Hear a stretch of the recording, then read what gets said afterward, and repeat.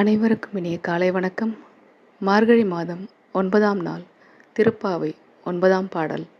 தூமணி மாடத்து சுற்றும் விளக்கேறிய தூபம் கமழ துயில் அடைமேல் கண் வளரும் மாமன் மகளே, மணிக்கதவும் தாழ்த்திரவாய் மாமீரவளை எழுப்பிரோ மகள்தான் ஊமையோ அன்றி செவிடோ அனந்தலோ ஏம பெருந்துயில் மந்திரப்பட்டாளோ